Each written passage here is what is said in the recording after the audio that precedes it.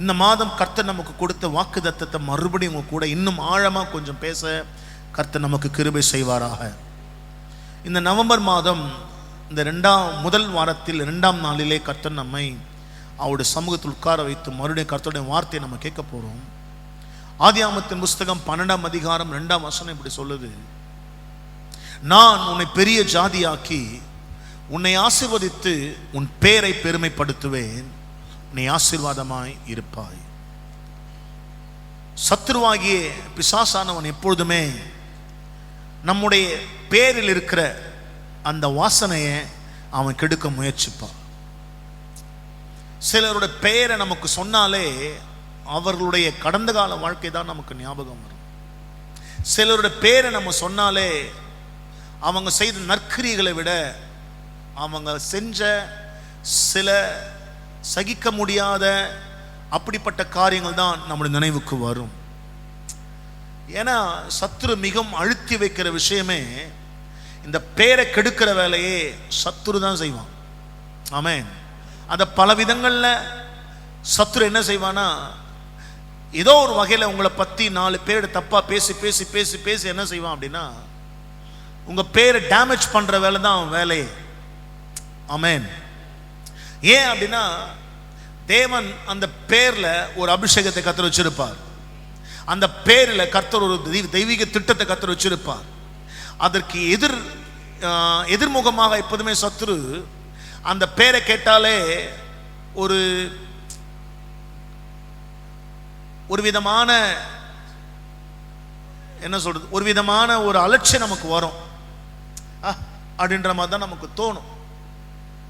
அதனால தான் ஆண்டவர் ஆபிரகாமுக்கு உன் பேரை பெருமைப்படுத்துவேன் அப்படின்னு ஆண்டவர் சொன்னார். ஆமென். அதில் 3 லைன் இருக்கு. உன்னை பெரிய ஜாதியாக்குவேன், உன்னை ஆசீர்வதித்து, ஆமென், உன்னை என்ன செய்வேன், நான் பெருமைப்படுத்துவேன்.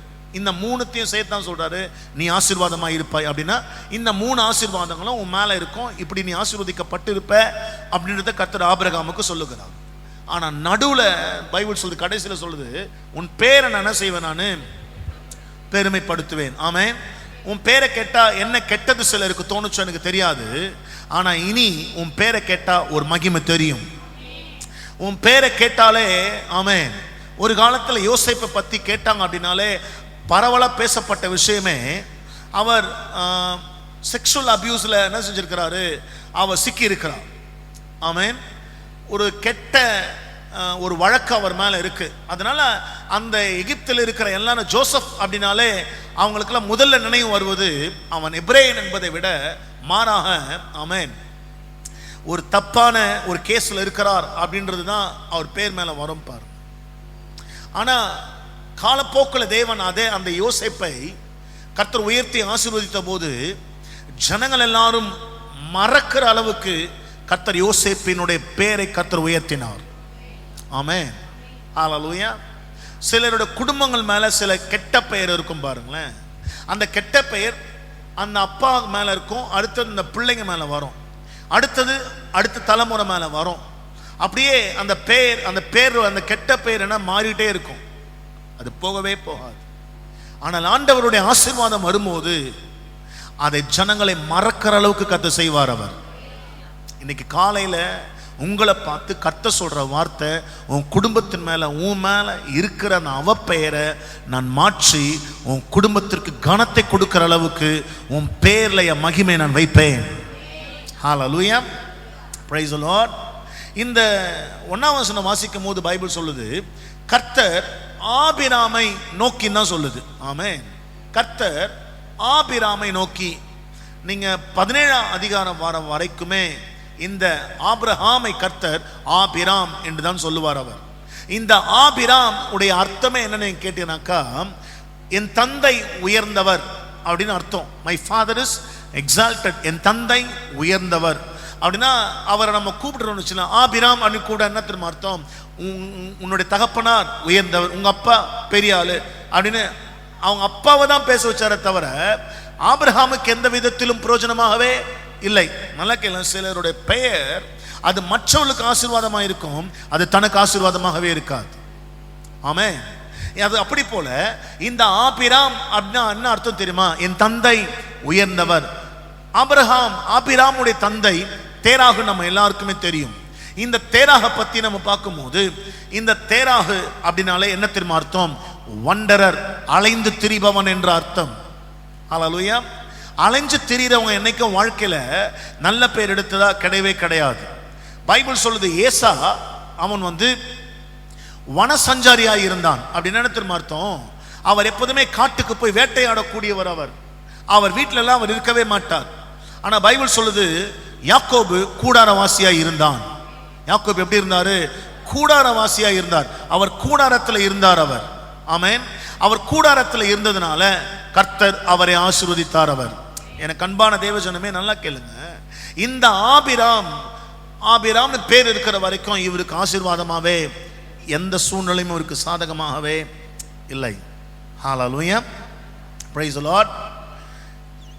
இந்த தேராவை பத்தி நம்ம பார்க்கும்போது, அதே 11ஆம் அதிகாரம் 26ஆம் வசனம் சொல்லுது, தேராகு 70 வயதான போது ஆபிராம், நாகோர், ஆரான் என்பவர்களை பெற்றான். 27 சொல்லுது. லிசன், பைபிள் நல்லா படிக்கணும். தேராகுடைய வம்ச வரலாறு பைபிள் தனியா பிரிக்குது பாருங்க. அவரை அதே 11ஆம் அதிகாரம் ஆமென் 10ஆம் வசனம் சொல்லுது, 11:10 சொல்லுது, சேமுடைய இங்க சேமுடைய வம்சம் வரல. சேம் யார் தெரியுமா? நோவாவுடைய இளையகுமார், கடைசி பிள்ளை. ஆமென், கடைசி பிள்ளை அவர்தான். அப்போ இங்க சேமுடைய வம்ச வரலான்னு ஆரம்பிச்சு கொண்டுட்டு போறவர் 27ஆம் அதிகாரம் வரும்போது நல்லா கேளுங்க, தேராக கர்த்தர் பிரிக்கிறார். தேராக மட்டும் கர்த்தர் பிரிக்க காரணம் என்ன அப்படின்னாக்கா, மேல இருக்கக்கூடிய அத்தனை பேருடைய பேர்ல நீங்க பார்த்தீங்கன்னா ஒவ்வொரு விதமான ஆசீர்வாதங்கள் இருக்கும். ஆனா இந்த தேராகன் வரும்போது மட்டும் வண்டரர் அப்படின்னு அர்த்தம், அலைஞ்சு திரிகிறவர் என்ற அர்த்தம். நிலையில்லாத ஒரு வாழ்க்கையை வாழ்ந்தவர் இந்த தேராகு. அதனால மேல இருக்கிறவங்களோட அவர் சேர்க்காம பரிசுத்த ஆவியானவர் தனியா பிரிக்கிறார் அவர். ஆமென். தேராக என்ன தெரியுமா சொல்றாரு? நாம எல்லாம் இந்த கல்தேர் பட்டணத்தை விட்டு கானானுக்கு புறப்பட்டு போவோம், கானான் என்ற தேசத்துக்கு புறப்பட்டு போவோம் என்று சொல்லி, ஆமென், தன் குடும்பத்தாரோடு கூட அவர் போகிறார். போகும் வழியில தான் பைபிள் சொல்லுது, ஆரான் என்ற ஊர்ல இந்த ஆபிராம் தங்குகிறார். அந்த இடத்துல தான் பைபிள் சொல்லுது தேராகு செத்து போறாரு, மரிக்கிறார். அந்த இடத்துல தான் பைபிள் சொல்லுது கர்த்தர் ஆபிராமை அழைக்கிறார். ஆபிராம் நல்லா கேளுங்க, கானானுக்கு போக வேண்டும் என்று வந்தவர் அல்ல, தன் தகப்பனார் தான் கானானுக்கு போக வேண்டும் என்று வந்தவர். அவர் தகப்பனாரோட பயணித்தவர். ஆமென். ஒருவேளை ஒன்று சொல்லட்டும், இந்த காலை வேளையில உங்க அப்பா வாழ்க்கையை துவங்கும் போது எதை நினைச்சு அவர் துவங்கினாரோ, ஒருவேளை அதை முடிக்க முடியாம நம்முடைய பெற்றோர் போனாலும் அதை முடிக்கக்கூடிய பலனை கர்த்தர் நமக்கு தருவார். ஆமென். ஒவ்வொரு மனிதனும் பிறக்கும் போது ஒரு திட்டத்தோடு தேவன் பிறக்க வைக்கிறார். ஆனா சில காலங்கள், சில சூழ்நிலைகள் அவங்களால் அதை நிறைவேற்ற முடியாமல் போகிறது. கர்த்தர் தேராக விட்டதை கர்த்தர் ஆபிராமை கொண்டு முடித்தார். அவர் நம்முடைய பெற்றோர் விட்டதை நாம செய்து முடிப்போம். நான் விசுவாசிக்கிறேன், நாம எதையுமே விடாம நாம் செய்ய வேண்டியதை நாமே செய்து முடிக்க கர்த்தர் நமக்கு கிருபை செய்வார். நம்முடைய பிள்ளைகளும் அவர்களும் தேவன் எந்த நோக்கத்துக்காக உண்டாக்கினாரோ அதை கர்த்தர் நிறைவேற்ற வல்லவராய் இருக்கிறார். அவர்களும் தங்கள் ஓட்டத்தை ஜெயமாக முடிப்பார்கள். ஒரு அல்லேலூயா சொல்லுங்க எல்லாருமே. ஹல்லேலூயா, பிரைஸ் தி லார்ட். அப்ப பைபிள் சொல்லுது, இந்த ஆபிராம் அப்படின்னு என்ன தெரியுமா அர்த்தம்? என் தந்தை உயர்ந்தவர். அப்ப ஆபிராம் அப்படின்னு கூடும்போது நாகோரை தான் எல்லாம் தேராக தான் உயர்த்தி பேசினார்கள். ஆமென். இந்த நாகோரை பத்தி நம்ம பார்க்கும்போது நல்லா கேளுங்க. இந்த தேராவுடைய லிசன், இந்த தேராவுடைய அப்பா பேர் நாகோர். ஆபிராமுடைய தாத்தா பேர் நாகோர். இந்த நாகோர் அப்படின்றதுக்கு என்ன அர்த்தமா? பிரீத்திங் ஹார்ட் அப்படின்னா சுவாசிக்க ரொம்ப கஷ்டம் அப்படின்னு அர்த்தமா.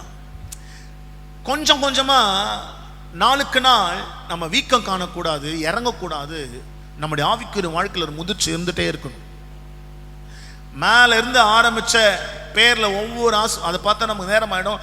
ஒவ்வொரு ஆசீர்வாதம் வந்துட்டே இருந்துட்டு கடைசியில இந்த நாகோர் வரும்போது இந்த தேராகு கூட அலைஞ்சு திரிவதற்கான காரணம் என்னன்னு கேட்டாக்கா, இவர் கஷ்டப்பட்டு சுவாசிக்கிறவர். அப்படின்னா இவர் வாழ்க்கையில எதையுமே ஈஸியா அனுபவிக்க கூடியவர் அல்ல, எல்லாத்தையுமே கஷ்டப்பட்டு அனுபவிக்க கூடியவர்.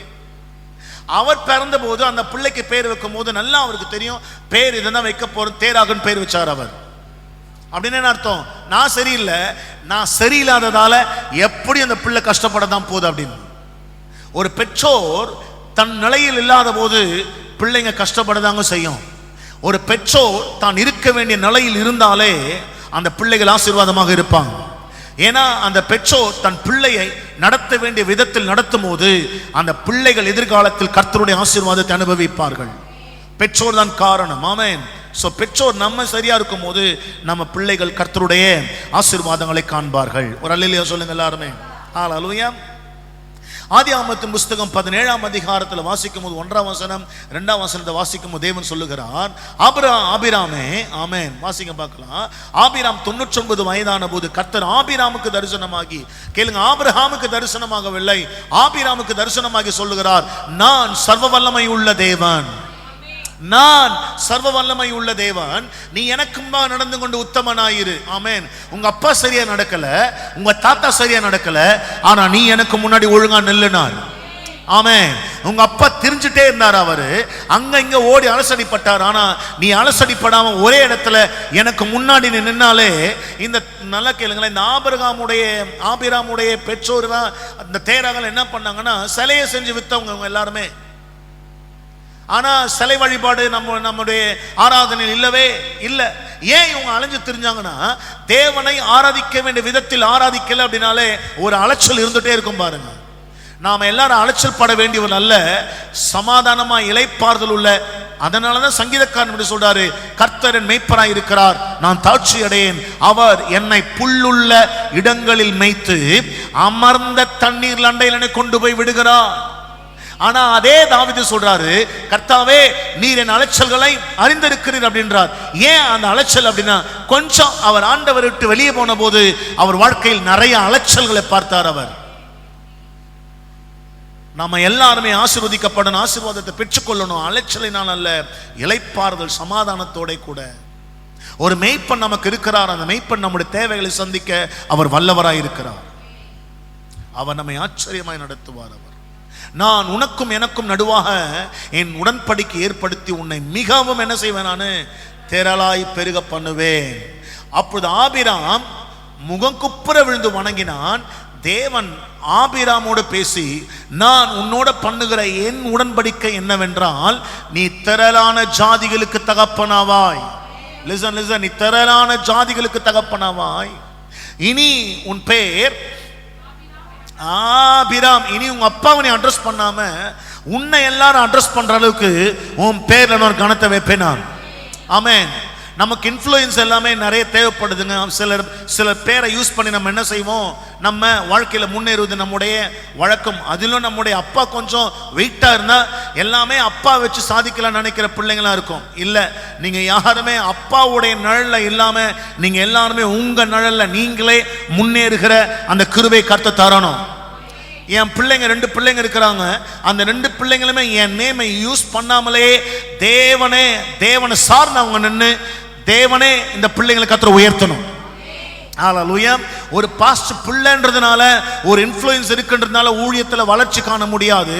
எந்த அளவுக்கு என் பிள்ளைகள் கர்த்தரை தேடுகிறார்களோ அந்த அளவிற்கு என் பிள்ளைகளை கர்த்தர் உயர்த்த வல்லவராய் இருக்கிறார்.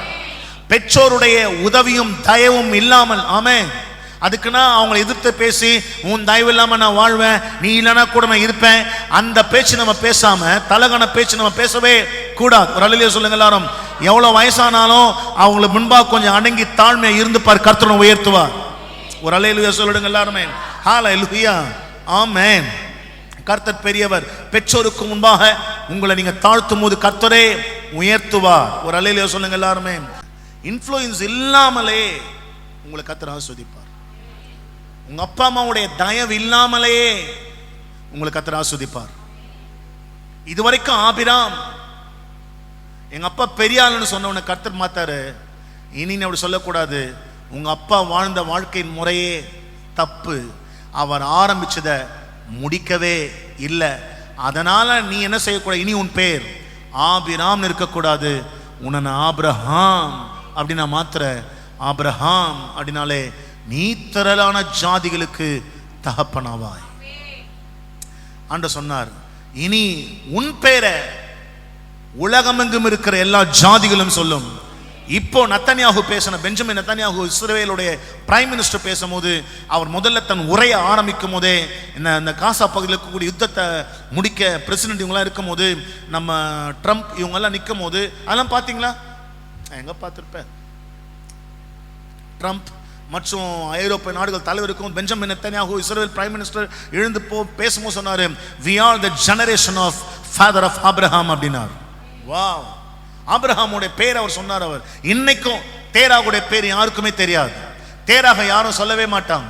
தேராக வச்ச பேர் கூட யாரும் அட்ரஸ் பண்றதே ஆபிராம்னு அவரை யாருமே கூப்பிடுறது இல்லைங்க, ஆபிரகாம் அப்படின்னு தான் கூப்பிட்டாங்க.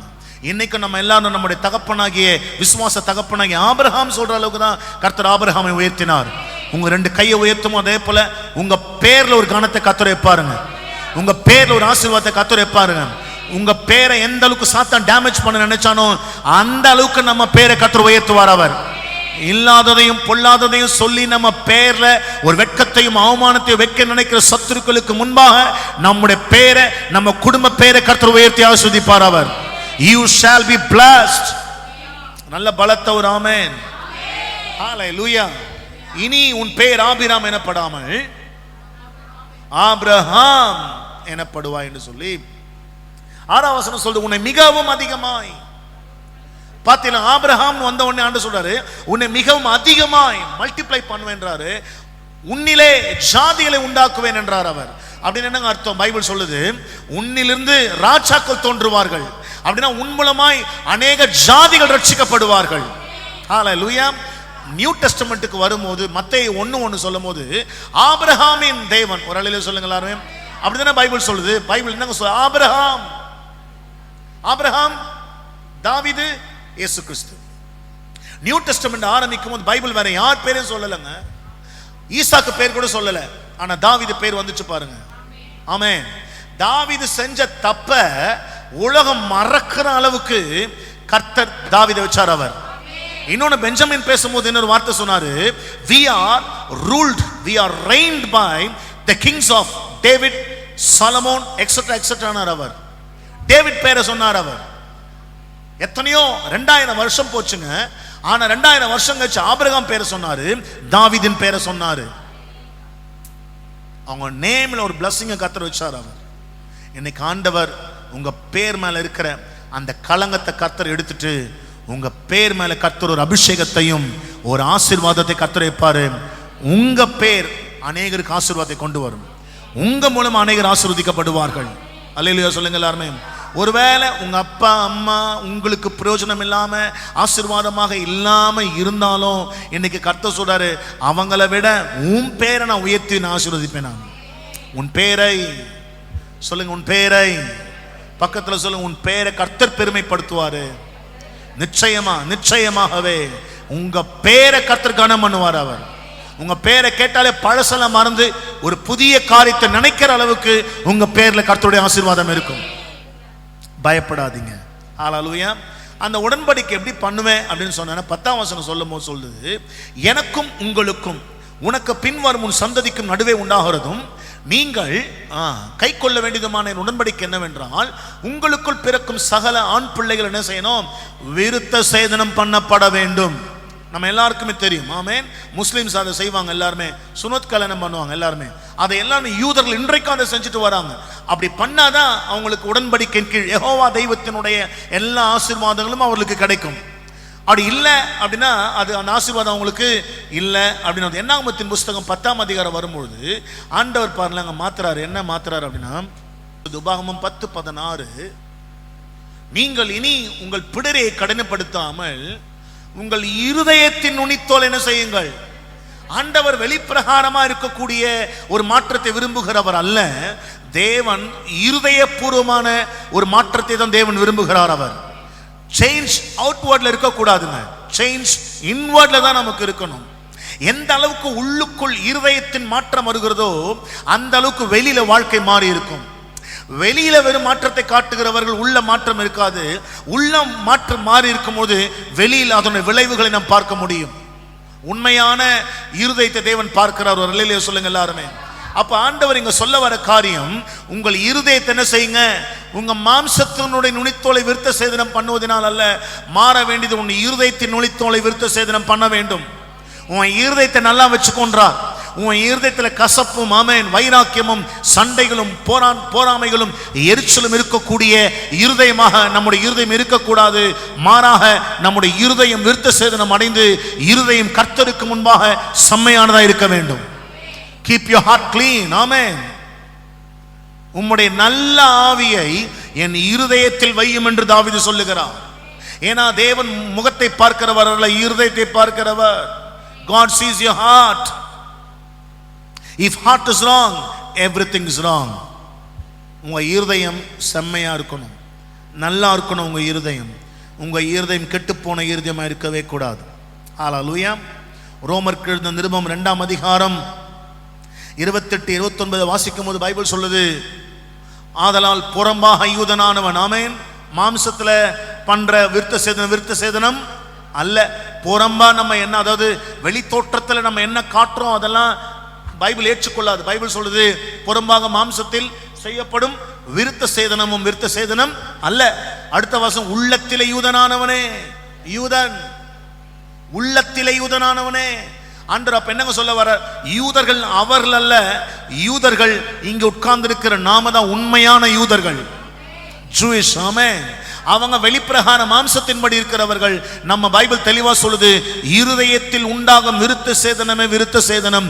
இப்படிப்பட்டவனுக்குரிய புகழ்ச்சி மனுஷராலே அல்ல தேவனாலே உண்டாயிருக்கிறது. இந்த விருத்த சேதனம் பரிசுத்த ஆவியினால் உண்டாகிற விருத்த சேதனம். ஹல்லேலூயா. அப்ப ஆபிரகாமுடைய வாக்குத்தத்தங்கள், ஆபிரகாமுக்கு தேவன் என்ன செய்தாரோ, ஆபிரகாமுடைய வாழ்க்கையில் எப்படி உயர்ந்தாரோ அது எல்லாமே எப்படி தெரியுமாங்க நமக்கு தேவன் தருவார். ஆவியினாலே இருதயம் விருத்த சேதனம் பண்ணப்படும் போதுதான் ஆபிரகாமுடைய ஆசீர்வாதத்தை கர்த்தர் நமக்கு தருகிறார். ஹல்லேலூயா. Praise the Lord.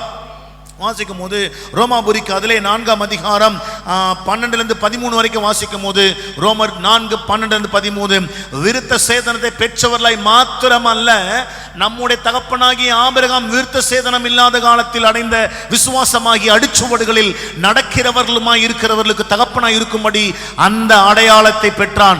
ஆபிரகாமை தேவன் ஏன் விருத்த சேதனம் பண்ணார் அப்படின்னா, இன்று நம்ம எல்லோரும் அவர் ஆபிரகாம் என்று சொல்ல மாம்சத்தின்படி ஒரு அடையாளத்தை கொடுத்தார். அந்த மாம்சத்தின்படி அடையாளம் நல்லா கேளுங்களேன், தேவன் வாக்குத்தத்தத்தை கொடுப்பதற்கு முன்பாகவே அல்ல, வாக்குத்தத்தம் பெற்ற பின்புதான் பைபிள் சொல்லுது ஆபிரகாம் விருத்த சேதனம் பண்ணப்பட்டார். அடுத்த வசனம் 14, உலகத்தை சுதந்தரிப்பான் என்கிற வாக்குத்தத்தம் ஆபிரகாமுக்கும் அவன் சந்ததிக்கும் நியாயப்பிரமாணத்தினால் கிடையாமல் விசுவாசத்தினால் வருகிற நீதியினால் உண்டாயிற்று. எப்போ நீங்க கிறிஸ்து இயேசுவை விசுவாசிக்கிறீர்களோ அப்பொழுதே முழுமையாக விசுவாசிக்கும் போது உங்கள் இருதயம் விருத்த சேதனம் அடைகிறது. லிசன் பாஸ்டர், அப்ப எங்க இருதயம் விருத்த சேதனம் அடையணும்னா நாங்க என்ன பண்ணணும்? கிறிஸ்து இயேசுவை நீங்கள் விசுவாசிக்க வேண்டும். அந்த விசுவாசம் தான் ஆபிரகாம் என்னவா மாற்றியது? நீதிமானாக மாற்றியது.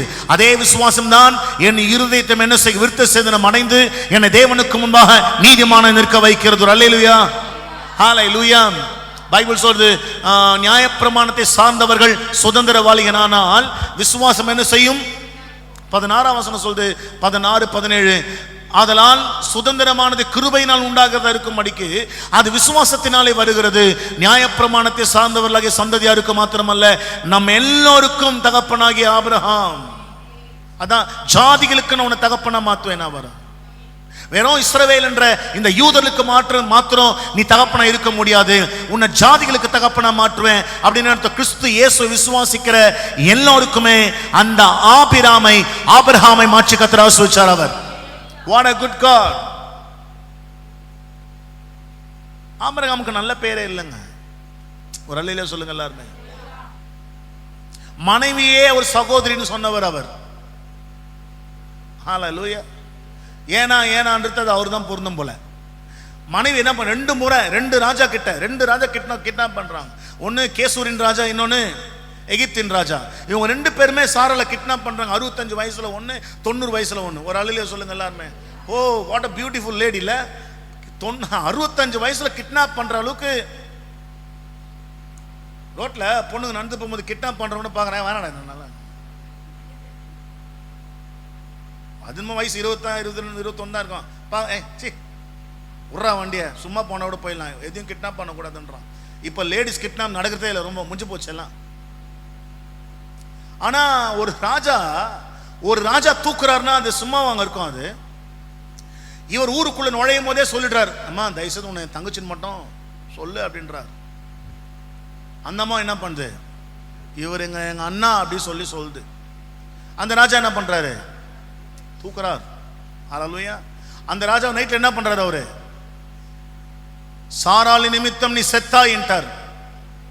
உடனடியாக அவளை வெளியே அனுப்பினார். அவர் யார, சாராளை வெளியே அனுப்பினார். அவன் சொல்றான், நான் சுத்தமான கைகளோடு தான் செய்தேன் ஆண்டவரே. ஆபிரகாம் தங்கச்சி தான், அப்ப எனக்கு பொண்டாட்டியா இருந்தா என்ன? அவ பொண்ணா, அவ தங்கச்சி கிடையாது, அவ மனைவி அவன்ட்டார் ஆண்டவர். அவளை அனுப்பி வெளியே. ஐயோ நான் அம்சரம் பண்ணிட்டான். அந்த மாதிரி நல்லா கேள்ல சொல்லப்போ நல்லா ஆழமா ரகசியம் கேளுங்க. இந்த ஆபிரகாமுடைய வாழ்க்கையே ஒரு கோளாறா தான் இருக்கும் பாருங்க. எல்லாமே சுத்திக்கிட்டே இருப்பாருங்க. என்னைக்கு ஒரு ஆபிரகாம மாறினாரோ கர்த்தர் கானான்ல உட்கார வச்சார். ஏன்னா அப்பா வச்ச பேர் என்ன, ஆபிராம். அப்பா யாரு, அலைச்சல் புடிச்சவன். புள்ள எப்படி இருக்கும், சில பார்த்துருக்கீங்களா, அப்பனை மாதிரியே பா நான் அப்படியே கஷ்டப்படுறான், அவங்க அப்பா எப்படி கஷ்டப்பட்டானோ அதே தான். அப்படி சொல்லவே கூடாது. முன்ன எங்க அப்பா கஷ்டப்பட்டு உழைச்சாரு, ஆண்டவர் அறியாம இளைப்பாறுதல் இல்லாம அவர் அலசடிப்பட்டார். நான் அப்படி இல்லை, தேவனுடைய இளைப்பாறுதல் இருக்கிறேன், என்னை கர்த்தர் ஆச்சரியமா நடத்துவார் அப்படின்னு. உங்க ஆபீஸ்ல உங்க பேரை கூப்பிட்டாலே ஒரு சமாதானம் தெரியுங்க. நீங்க உங்க ஆபீஸ்க்கு லீவ் போட்டாலே மறுநாள் போன உடனே உங்களை வந்து ஏண்டி லீவ் போட்டேன்னு கேட்கணும். அடிச்சு போடுவோம். அடுத்த முறை லீவ் போட்டேன்னா ஒன்று சொல்லணும். லீவ் போட்டாலே பா ஐயோ சாமி சந்தோஷமா இருக்கலாம்ப்பா இன்னைக்கு, அது வரல அப்படி சொல்லவே கூடாது. உங்களை உங்க பேர்னாலே எப்படிங்க இருக்கணும், என்னவோ மூச்சு பார்க்குறப்போ பாஸ்டர் என் பேரே கெட்டு போச்சு பாஸ்டர், ஊரில் என் பேர் கூட தான் கெட்டு போச்சு, என்ன பண்ணுது? எவன் எவ்வளோ நல்லன்னு சொல்லியிருக்கிறான் சொல்லுங்க. ஆனால் ஆண்டு இந்த மாதம் வச்சார் பார்த்து, ஊரில் இருக்கிற அத்தனை பேரும் உன் பேரை சொன்னாலே ஒரு மாதிரி அலட்சியமா அவரா அவளான்னு சொன்ன உங்க மத்தியில் உங்கள் பேரில் என் பேரில் கர்த்தர் கனத்தை வைப்பாருங்க. வைக்கிற அளவுக்கு கர்த்தரை உயர்த்த போறாரு பாருங்க. நம்ம ஊழியங்களையும் குடும்பத்தை கர்த்தர் ஆசீர்வதித்து தூக்க தான் போறாரு. கர்த்தர் நம்முடைய தேவன். ஒரு அல்லேலூயா சொல்லுங்க எல்லாருமே. ஹல்லேலூயா. அநேக ஜாதிகளுக்கு உன்னை தகப்பனாக ஏற்படுத்தினேன் என்று எழுதியிருக்கிறபடி அவன் தான் விசுவாசித்தவருமாய் மரித்தோரை உயிர்ப்பித்து இல்லாதவைகளை இருக்கிறவைகளை போல் அழைக்கிறவருமாய் இருக்கிற தேவனுக்கு முன்பாக நம்ம எல்லாருக்கும் தகப்பனானாம். Price the Lord. ஆமென். அதான் ஆபிரகாம் பார்த்து சொன்னோம், பேரை நான் பெருமைப்படுத்துவேன்பா, என் குமாரனை விசுவாசிக்க போற அத்தனை பேருக்கு நீதான் தகப்பன் அப்படின்னார். விசுவாச தகப்பன். ஆமென். ஆசீர்வாதம் இல்லையாங்க? எவ்வளவு பெரிய உயர்வுங்க.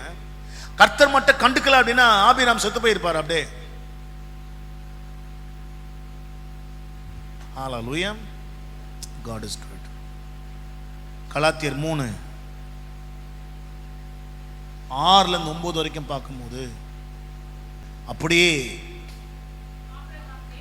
ஆபிரகாம் தேவனை விசுவாசித்தான், அது அவனுக்கு நீதியாக எண்ணப்பட்டது. விசுவாச மார்க்கத்தார் எவர்களோ, நீ பார்த்தீங்களா நம்ம எல்லாருமே ஆபிரகாமின் தேராகின் பிள்ளைகள் அல்ல. நம்ம எல்லோருமே தேராகின் பிள்ளைகள், அலைந்து திரிவார்கள். அதான் தாவீது சொன்னார், நான் இளைஞனாய் இருந்தேன், முதிர் வயதுள்ளவனுமானேன், ஆனாலும் நீதிமான் கைவிடப்பட்டதையும் அவன் சந்ததி அப்பத்துக்கு இறந்து திரிகிற தேராகு கூட்டம் அல்ல, நான் ஆபிரகாமின் சந்ததி அப்படின்னார். அவர் எத்தனை நல்ல தெய்வம் அவரு. ஆபிரகாமின் சந்ததி என்னைக்கு அப்பத்துக்கு இறந்து தெரியாது. உங்க வீட்டில் எப்போதுமே ஆசீர்வாதம் நிறைவா தான் இருக்கும். அடுத்தது, மேலும் தேவன் விசுவாசத்தினாலே புறஜாதிகளை நீதிமான்கள் ஆக்குகிறார் என்று வேதம் கண்டு உனக்குள் சகல ஜாதிகளும் ஆசீர்வதிக்கப்படும் என்று ஆபிரகாமுக்கு சுவிசேஷமாக முன்னறிவித்தது. அந்தபடி விசுவாச மார்க்கத்தார் விசுவாசமுள்ள ஆபிரகாமுடனே, கேளுங்கள், விசுவாச மார்க்கத்தார் விசுவாசமுள்ள ஆபிரகாமுடனே ஆசீர்வதிக்கப்படுகிறார். அப்படின்னா ஆபிரகாமுடைய எல்லா ஆசீர்வாதங்களையும் கர்த்தர் நமக்கு தராராம். அப்ப ஆபிரகாமுக்கு எந்த ஆசீர்வாதமோ அது எப்படி தெரியுமா வருது? உடன்படிக்கையின் மூலமே வருகிறது. அந்த உடன்படிக்கை விருத்த சேதனம். அந்த விருத்த சேதனம் எப்ப வருதுன்னா, கிறிஸ்து இயேசுவை நாம் விசுவாசிக்கும் போது, அவரை உண்மையாய் தேடும் போது, அந்த விருத்த சேதனம் பரிசுத்த ஆவியானவராலே அது உள்ளான மனிதனுக்குள்ள வரக்கூடிய விருத்த சேதனம். அதன் மூலமா நாம் எல்லாருமே ஆபிரகாமுடைய சந்ததி மாத்திரமல்ல, ஆபிரகாமுடைய எல்லா ஆசீர்வாதங்களும் கர்த்தர் நமக்கு தருகிறார். ஆபிரகாமுக்கு ஆசீர்வாதம் குழந்தை பிறக்கவே இல்லை. எது வரைக்கும்? எது வரைக்கும் அவர் குழந்தை பிறக்கல? Come on, tell let's talk something. தெரியும், பைபிள் தெரியும் எல்லாருக்குமே. கம் ஆன், ஸ்காலர்ஸ் எல்லாம் உட்காந்துருப்பீங்க, டக்குன்னு சொல்லுங்க. 100 வயசு வரைக்கும் அவர் குழந்தை பிறக்கல. ஏன் குழந்தை பிறக்கல அவருக்கு? ஏன் இத்தனை வருஷங்கள் ஆனாலும் நம்ம இன்னும் சரிப்படல? ஏங்க இத்தனை வருஷம் குடும்பம் நடத்தி இன்னும் நம்ம குடும்பங்கள் முன்னேறல? ஏன் நம்ம வாழ்க்கை இன்னும் நல்லா இல்லை அப்படின்னு உங்களுக்கு ஒரே வசனத்தில் உங்களுக்கு அண்டர்லைன் பண்ற. நல்லா பாருங்க, வாசிக்கும் போது ஆதியாகமத்தின் புஸ்தகம் 17ஆம் அதிகாரம் 21 வாசித்து முடிக்க போறோம் பாருங்க.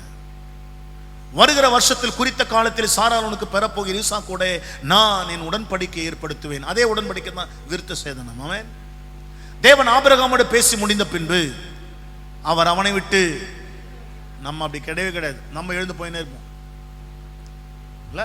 நம்ம ஜெபம் பண்ணிட்டு அவர் எழுந்து போய் அதுக்கப்புறம் என்ன செய்யணும்? நம்ம வரணும். அதான வழக்கம். இங்கே அப்படி கிடையாது. நம்ம எழுந்து போயிட்டு பார்த்துனே இருப்பார். என்ன மனுச்சு போய் நினச்சி மா இருப்பா, அதை வந்துக்கிறாங்க, அவங்க சொந்தக்காரர் வந்துக்கிறாங்க. ஞாயிற்றுக்கிழமை வந்து வீட்டுக்கு சொந்தக்காரன் வரலாமாங்க? வரக்கூடாது. நல்ல ஆவிக்குரிய வீடாக இருந்தால் ஞாயிற்றுக்கிழமை சொந்தக்காரனே வரக்கூடாது. உன்னை பார்த்தாலே பயப்பண்ணாவன், ஐயோ சண்டேவா அந்த வீட்டுக்கு வேணாப்பா, மூஞ்ச காட்டுவாங்க போனாலே அப்படின்னு. ஞாயிற்றுக்கிழமையா அங்கே போன சோறு துண்ணலான்னு வரக்கூடாது. நீ நல்ல ஆவிக்குரியவன் இல்லைன்னு அர்த்தம். ஞாயிற்றுக்கிழமை உனக்கு பத்திரிக்கை வைக்க யோசிக்கணும். உனக்கு பத்திரிக்கை வைக்க யோசிக்கணும். வேஸ்டா அங்கே போன சான்ஸ் விடு.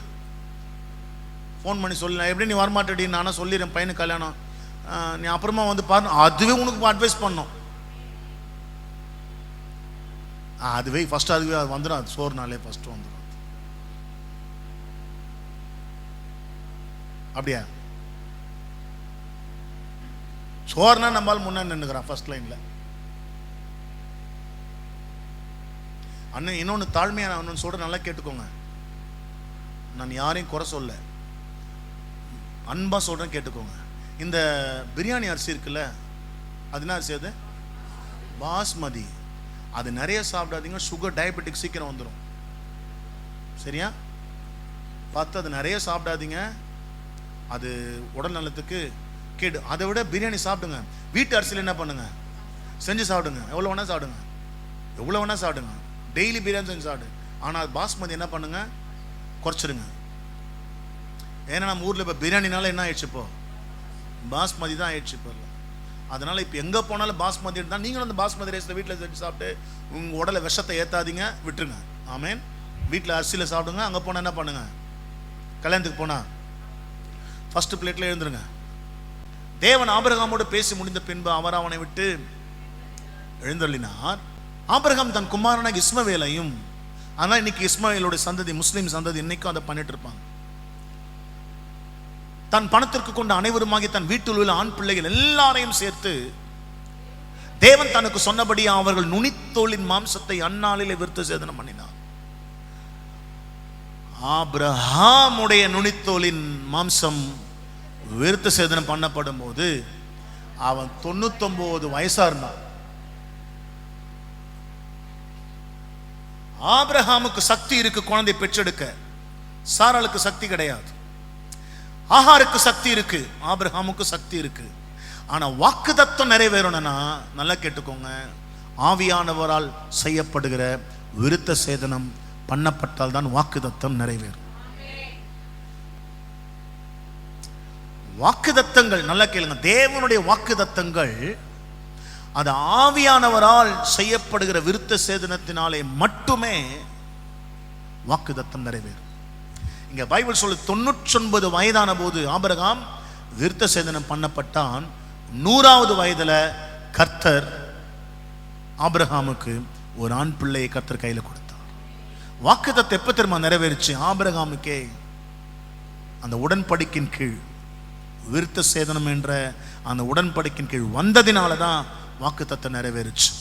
அதே தான் கர்த்தர் நமக்கு சொல்றார், உன் இருதயம் விருத்த சேதனம் பண்ணப்படாமல் இந்த பைபிள்ல சொன்ன ஒரு வாக்குத்தத்தமும் உனக்கு நிறைவேறாது.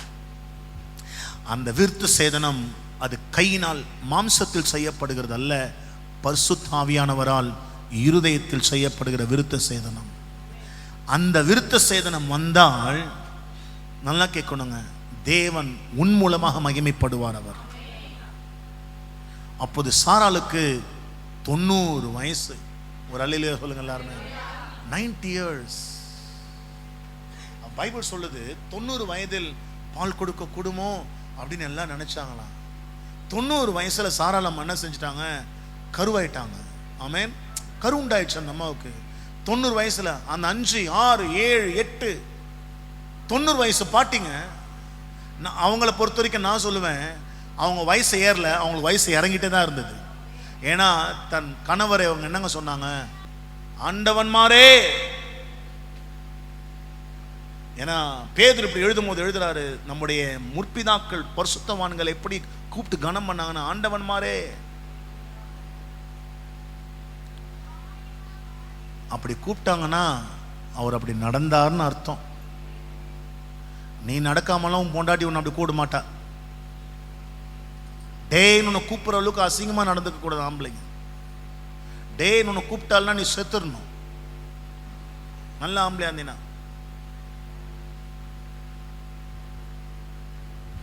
அந்த அளவுக்கு கேவலத்தில் ஒரு ஆம்பளை இறங்கவே கூடாது. கப்சிப்புன்னு ஆயிடுச்சு. டேன்னு உன்னை சொல்ற அளவுக்கு நடக்கூடாது. பாசத்துல சொல்றோம், அன்புல சொல்றோம் இல்ல. சிலர் அன்புல சொல்லுவாங்க, சிலர் இன்னும் அவங்க ஹஸ்பண்ட போடா வாடான்னு தான் பேசுறாங்க. அது வேற. அந்த போடா இந்த போடா வேற. அந்த அன்புல நம்ம மனைவி மாதிரிலாம் கூப்பிடுறது ரொம்ப அழகா இருக்கும் பார்க்க. ஆனா கோவத்துல அசிங்கமா ஒரு பொம்பளை போய், ஆஃப்டர் ஆல் உன் நிழல்ல இருக்கக்கூடிய, உன் நிழல்ல உட்காந்து உன்னாலதான் அதுக்கு மரியாதையே. நீ செத்துப்பாரு, அவளை எவனா மதிப்பானா பார். பக்கத்து வீட்டுக்காரன் அகத்தோட ரெடியா இருப்பான், எப்ப அவளை கலாய்க்கலாம். சொந்த மந்தெல்லாம் வெயிட் பண்ணிட்டு இருக்கிறாங்க. உன் மாமியார் வீட்டில் வெயிட் பண்ணி நிற்பாங்க. நீ போன உடனே அவள் தான் உன்னை கல்ட்டா குத்திக்கிடுவாங்க உன்னை. ஒரு பொம்பளை தன் புருஷனை ஆண்டவன் மாறேன்னு சொல்ற அளவுக்கு தன் மனைவி அவ்வளோ அழகா நடத்தணும். ஆபிரகாமுக்கு தெரியும் வாக்கு தத்தத்தை கர்த்தர் கொடுத்திருக்கிறார் அப்படின்னு. ஆனாலும் என் மனைவி என்ன பண்றா? அவளுக்கு ஒரு குழந்தை வேணும்னு கேட்கிறா, கெஞ்சுரா, போராடி இருப்பா. கடைசியில் ஆகார், நீங்க நினைக்கிறீங்க ஆகார் சொன்ன உடனே இல்லை, நிறைய முறை போராட்டம் வந்திருக்கும். கடைசி சரி உனக்காக சாரால், நான் உனக்காக செய்யறேன்னா அப்படின்னு தேவனுக்கு விரோதமாக கூட செஞ்சுட்டான். அப்போ அவனை அவ எப்படிங்க கூப்பிடுவா? உன்னையா வாடா போடான்னு கூப்பிடுறாங்க. இந்த செய்தியை பார்க்குற உங்களுக்கு நான் சேர்த்து தான் சொல்றேன், நல்ல ஆம்பளை நடந்துக்கோ. நீங்க நினைக்கிறீங்க இந்த செய்தி உனக்கு மட்டும்தான், வீட்டில் போய் என்ன கதை விடுற நீ, இந்த அந்த இடத்துல நான் மட்டும்தான் உட்காந்தேன், நான் தான் இருந்தேன், நான் தான் ஆம்பளை, நீ சொல்றல அது உனக்கு மட்டும் இல்லை. இங்கே கேமரா முன்னாடி போயிட்டு இருக்கு, யூடியூப்ல என்ன செய்யறாங்க, நம்ம சேனலை நிறைய பேர் பார்த்து ஃபோன் பண்றாங்க. இந்த செய்தி எல்லாருக்கும், இந்த கேட்குற உனக்கும் சேர்த்து தான் சொல்றேன், ஆம்பளையா இரு. மனைவி நல்லா பார்த்துக்கணும், அழ வைக்க கூடாது, கண்டிஷன் பண்ணணும், திருத்தணும், சரி பண்ணணும், ஒழுங்கு பண்ணணும், நடத்தணும், தோல்ல சுமக்கணும் மனைவிய. உன்னை நம்பி வந்திருக்கிறா. நாங்க சைலண்டா இருக்கு சர்ச்சு. பாஸ்டர் இப்ப பேசுறது வேஸ்ட் பாஸ்டர், என் வீட்டுக்காரன் வர வரல, அந்த ஆள் வந்தான்னு நல்லா நாக்க புணிக்கிற மாதிரி இருந்திருக்கும். பரவாயில்ல, அதான் யூடியூப் இருக்குல்ல, போட்டு உட்காந்து சும்மா கேட்குற மாதிரி கேட்டு அந்த தள்ளி அந்த இடத்த மட்டும் வை, வந்து பக்கத்தில் உட்கார மாதிரி போட்டு விடு. என்ன எவ்வளோ வழி இருக்கு, உரைக்கிற மாதிரி கேட்கட்டும். அதே மாதிரி எல்லாம் செஞ்சு உன்னை கஷ்டப்படக்கூடாதுன்னு நினைக்கிற ஒரு ஆம்பளையான நீ கஷ்டப்படுத்தவே கூடாது. இப்படி இருந்தா பரலோகத்தை பூமியிலே பார்த்துட்டு போயிடலாங்க. என்னங்க பரலோகம் பரலோகன்ற, குடும்பம் தாங்க பரலோகம். குடும்பத்தினருள் இயேசு இருந்தாதாங்க பரலோகம். ஒரு அன்புள்ள பாசமுள்ள கணவனும், ஆமென், ஒரு கீழ்ப்படுகிற மனைவியும், பிள்ளைங்க அரவணைச்சு போற பிள்ளைங்களும் இருந்தா, அதை விட சொந்தமா இருந்தாங்க யார் இல்லைனாலும் என் புருஷன் இருக்கிறான் என் பிள்ளைங்க இருக்கிறான்னு போயிட்டே இருப்பாங்க எல்லாருமே. இல்ல, ஒரு அம்மா ஒரு குழந்தை எனக்கு ஃபோன் பண்ணி சொல்லிச்சு, பாஸ்டர் என் புருஷன் எனக்கு போதும் பாஸ்டர். என்னம்மான்னு கேட்டேன். அவன் மட்டும்தான் பாஸ்டர் என் மேல அன்பா இருக்கிறான். அதுதான் தேவைன்னு நான் நினைச்சேன் மனசுல. அந்த வார்த்தை வரணுங்க. ஒரு மனைவி தன்னுடைய வாழ்நாளில் சொல்ல வேண்டிய ஒரு முக்கியமான வேர்ட் என்ன தெரியுமாங்க? என் புருஷன் நானா உயிரியே விட்டுறான். அப்படி சொல்லணும். என் சாவை எதிர்பார்க்கிறான் பாஸ்டர். அவன் பயப்படாத, அவனை தூக்கிட்டு வர, அவனை அனுப்பிச்சுடுவார். முன்னாடி கவலைப்பட்டு நீ இருப்ப.